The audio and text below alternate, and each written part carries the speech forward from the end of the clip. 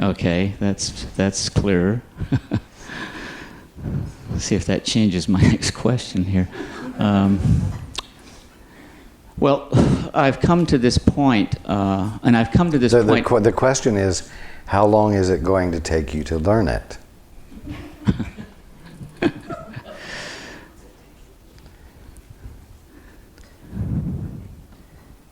And the next Well, what's question, the answer to that? the question is, what do you think the learning is? Whether you've embodied it or not. Well, you know, it seems to me like it's the basic of unconditional love, withdrawing expectations and not projecting needs onto people or projecting your own grievances onto people, because I've seen a lot of that, and I've recognized that there's been a lot of that in this relationship, and you know, and being victimized or feeling I was victimized, and so I have the feeling that But you have indicated that you have both been mutually unpleasant partners in the relationship. Oh yeah, yes. So that's not to say we haven't had an underlying feeling or sense of support. We've been supportive, and we have had moments. You know, we've had moments of connection, and but not many. It's. But dope heads have mutual support as well. Right, yeah. Well, we've done that too. So. Not recently, I hasten. Yeah. I've evolved, I think. I really see that the relationship, you know, this is another kind of cliche observation, but it has some clear addictive, because I look at it in terms of, you know, how little joy there is in the relationship, and I said, what am I, you know, so I'm searching for what's in this for me, other than it seems like, you know, pain. And so let me ask this. What will it take for you to break the mutually agreed upon definitions that the two of you have embodied in this relationship, and be in the relationship in a new way?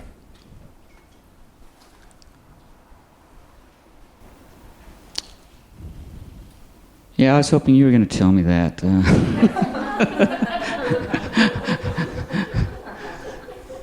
You know, my contribution is kind of in the balance here on how much I'm just kidding. You know, what's in it for me?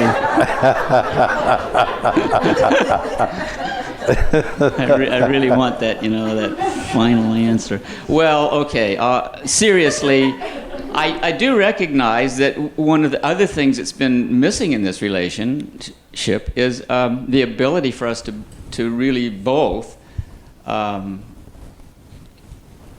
communicate regularly on coming from total honesty, and you know, that's been a thing that we've both had great struggles with.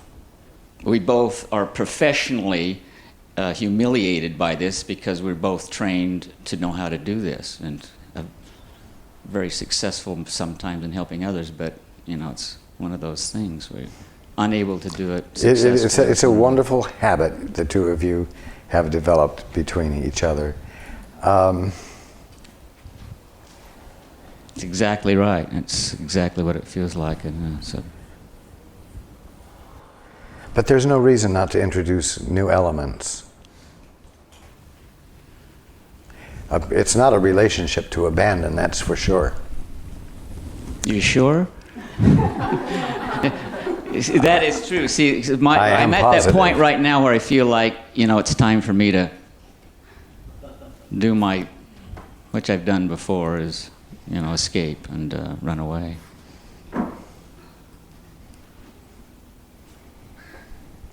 Well, you were awfully slow to escape. You think 20 years is slow? A slow learner, I've often thought. Well, that's, I do want. This is not an issue of flight. This really is a meaningful relationship, which is why the two of you have hung in there. I just encourage you to dare to introduce new elements that can make it more enjoyable, and I will say enjoyable for new reasons that are supportive and that reflect the integrity of the two of you back to each other better and better and better.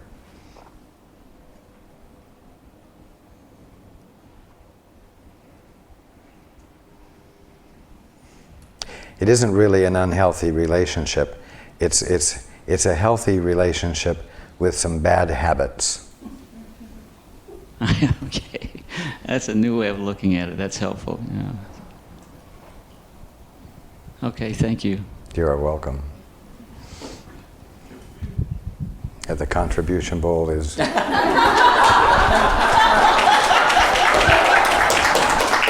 Will someone bring him the contribution bowl? Well, I set myself up for that.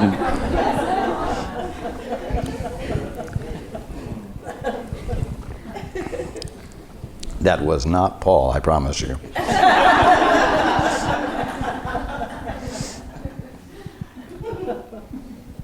Okay, hands. Right here.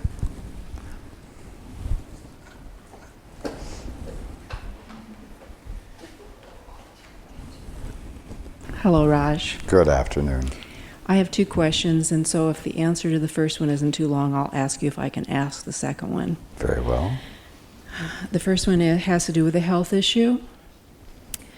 There's been symptoms that I've been having for the past couple of months, and since I don't have health insurance and I'm trying to balance being responsible with the fact that I don't feel like I can afford to go to a doctor, so I would like to know if these symptoms are a result of my weaning myself off of hormone replacements, and if that's the case, will it just gradually go away, or is there something more serious happening that I need to have looked at?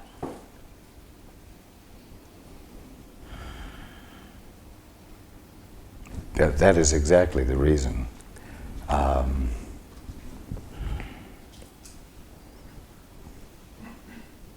And I would simply encourage you to look into natural hormone replacement. There is absolutely no reason not to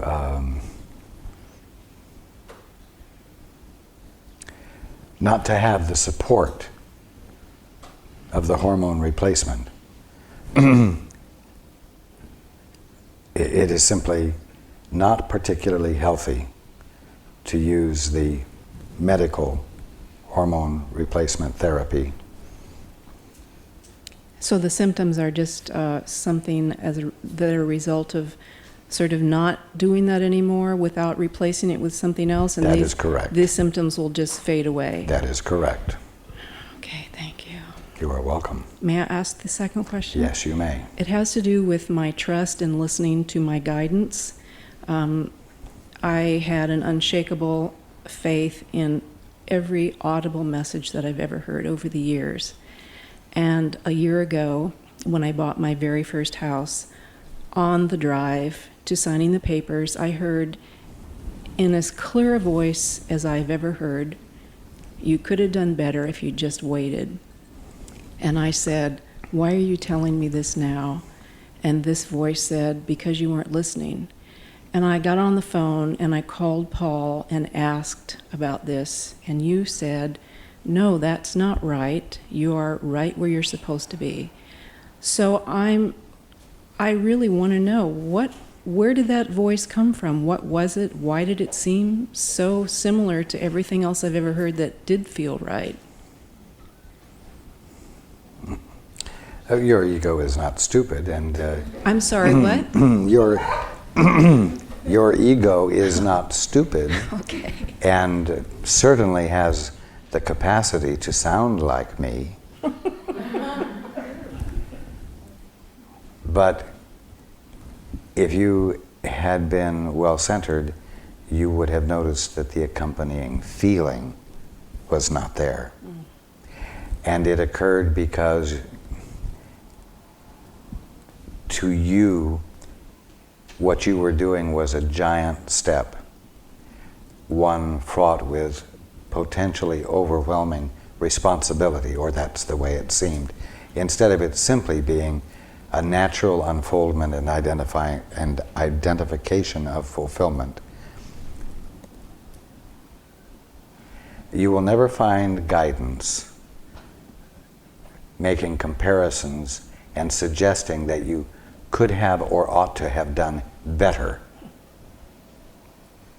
That should have been, and in the future can be, a clear giveaway where there's better and worse, and you see, your having this home didn't have anything to do with profit or profit potential.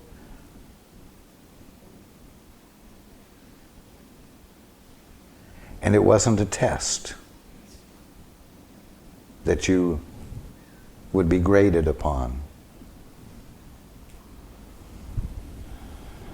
So, you are exactly where you belong. And it does identify fulfillment. It does identify fulfillment, does it not? Yes, it does, as long as there's some income that's continuing to manifest itself out of nothingness right now. Well, you continue making your gift. You stay with the making of your gift. And the means will be there. Because this house was not a personal accomplishment of yours. That's right. Okay. And I would like to thank you for something that you said to me that I want to share, because I thought it was just so great. I was supposed to help man a table at a meditation group about a year ago, and I woke up that morning and I was so stressed. I thought, oh, I can't let anybody see me like this at the meditation table. And I tried every sort of technique that I could think of to release this, and I couldn't. And I finally reached out to you and said, please help me. And you said, I'll make you a deal. You choose for your peace, and I'll give you help. Well, that was it. So thank you for your great humor. One who is awake is even smarter than one's ego.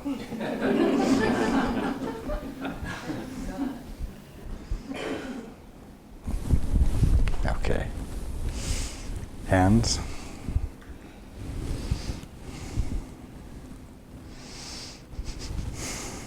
The gentleman right here. Good afternoon. Good afternoon.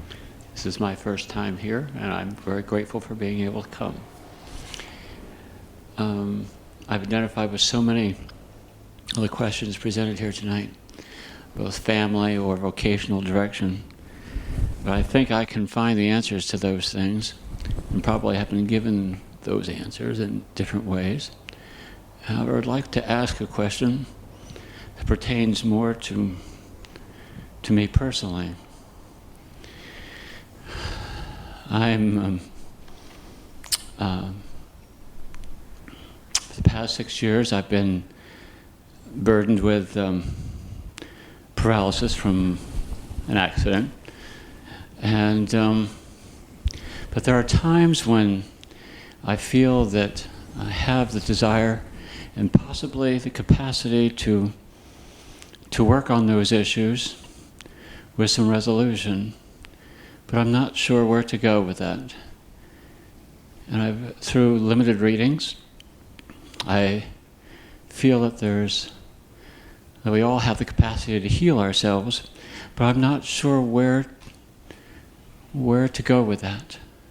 Can you give me some direction?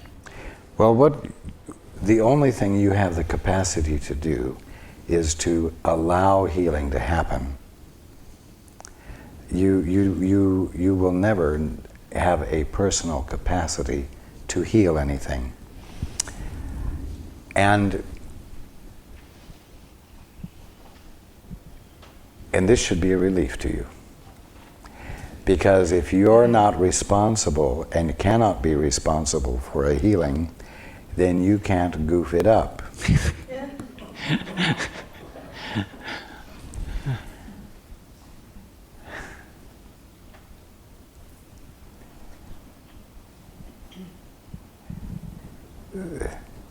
This paralysis can leave you, yes. It can simply evaporate. The only need you have is to ask for healing. Ask the Father. Ask the Holy Spirit. Ask your guide, even if you don't have communication with your guide at the moment. Ask for help. Every night when you go to bed, ask that the time you spend sleeping be utilized for regeneration.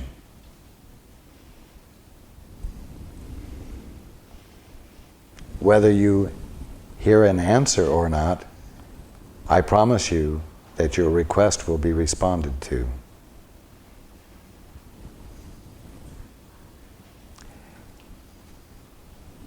Indeed, you can also ask for anything that you need to see in order for the healing to be consummated, to be brought to your attention. It is not necessary for you to try to figure out what beliefs or what mistakes might have been responsible for the problem. In fact, if you try to find them, you will use your poorest sense of yourself with which to look for the reasons, which will cause any reasons you find to be to your distinct disadvantage. I mean by that because you will look for the reasons with a poor sense of yourself, whatever reasons you come up with will speak even more poorly of you, and this will only confound the problem. So you ask for your guide or the Holy Spirit or the Father to bring to your attention anything that you might need to be conscious of so that you can consciously release it. Because then only what will contribute to the healing will be illuminated to you, and it will be illuminated in a way that doesn't condemn you, so that your release of it will be easy, because you won't be having to contend with a sense of guilt as well.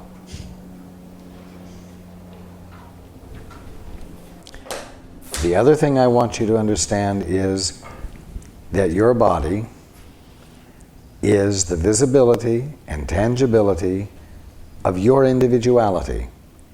And your individuality is God-derived. In other words, God expressing Himself is what constitutes your individuality. Your body is there to identify the presence of God right there where you are perfectly. That is the way its existence was set into motion. It does not, in and of itself, have a capacity to identify you less than perfectly. So I want you to release it from any concepts you are holding that it is just a physical organism that can be damaged and can't be repaired, blah, blah, blah. I want you to release it from that and begin to embrace it as that which has the intent to identify the presence of God right there where you are, perfectly, and that if you will release it from any false definition, that you will find it fulfilling its function and that it will be identified as healing.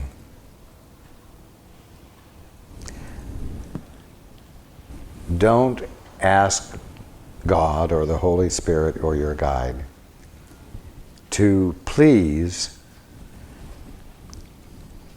heal this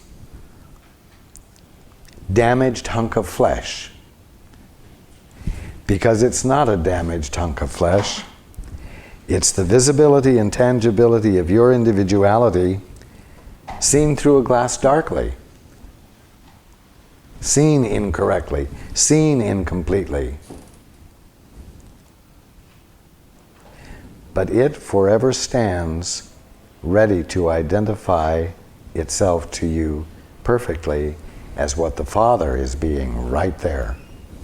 It's your ally, not your enemy to be overcome. Or not a faulty hunk of flesh to be transformed by a miracle into a healthy hunk of flesh that doesn't have anything to do with God. You see what I'm saying? I see. Your appraisal of your body had better start with what it divinely is rather than what you have been educated to believe it is on the basis that it's just matter and doesn't ultimately have anything to do with God or your divinity. As you do that, your appraisal of your body will naturally involve more and more appreciation and less fear. Thank you. Does that answer your question? Yes, I believe it does. I will work on it. Excellent. Thank you very much. You are welcome. We will take our last break and continue afterwards. Okay. Is there anyone here who won't be here tomorrow who has a question?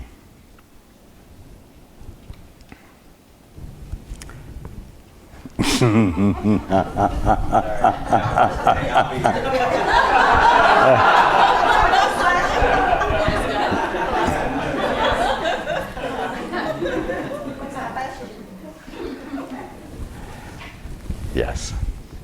Mm-hmm. Oh. Thank you.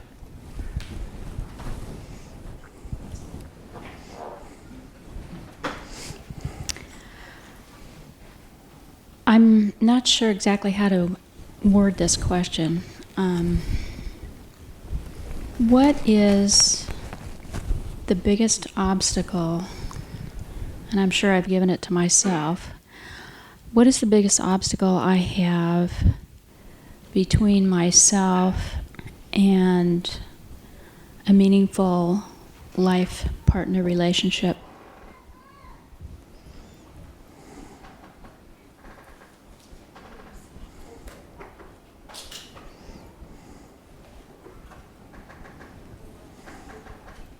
Just a moment.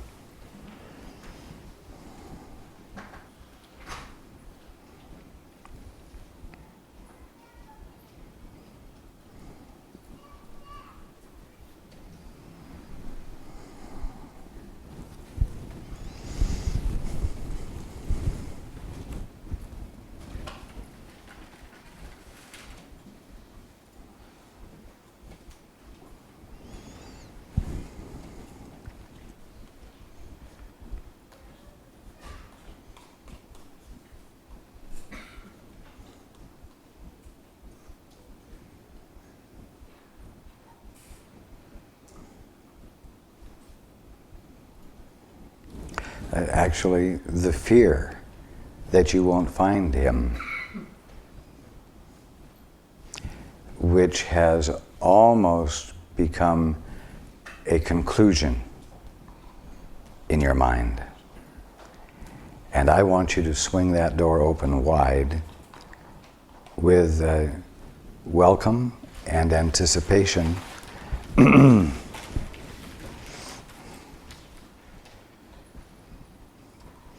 And abandon the concern that you will not ever find one.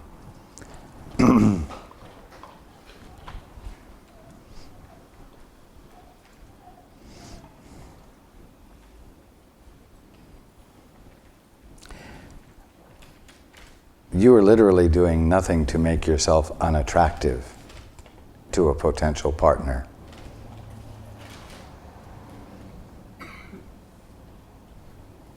That very simply is the answer.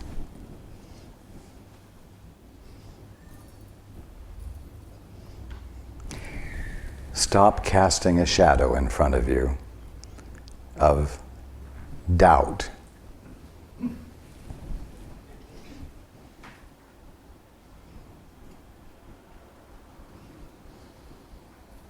How can I put this?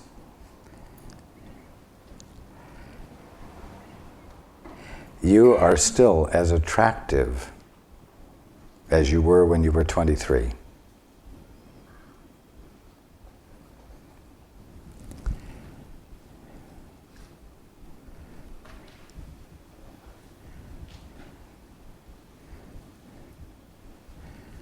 Approach men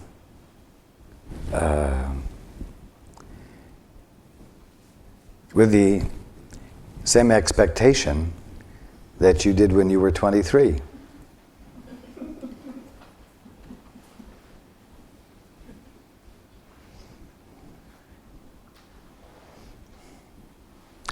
Believe me.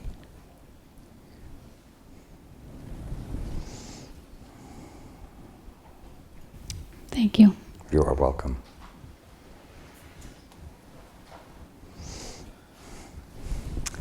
And over here, yes. Right over.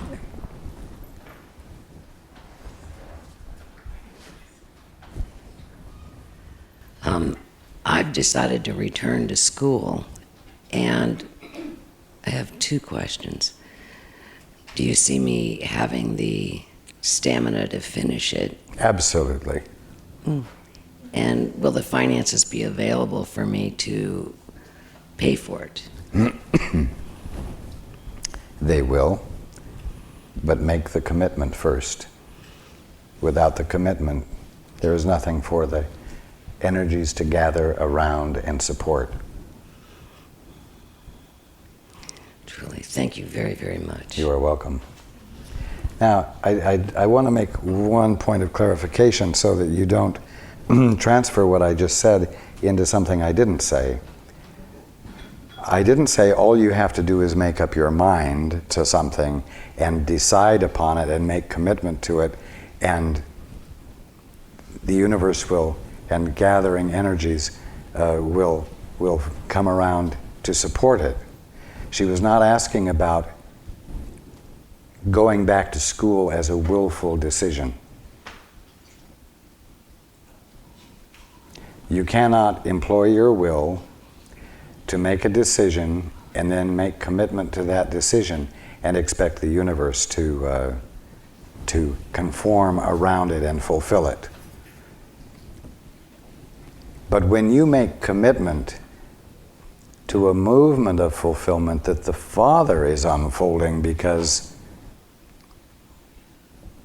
that is what identifies you perfectly, when you make commitment to that, then you are saying yes to God, and the movement begins.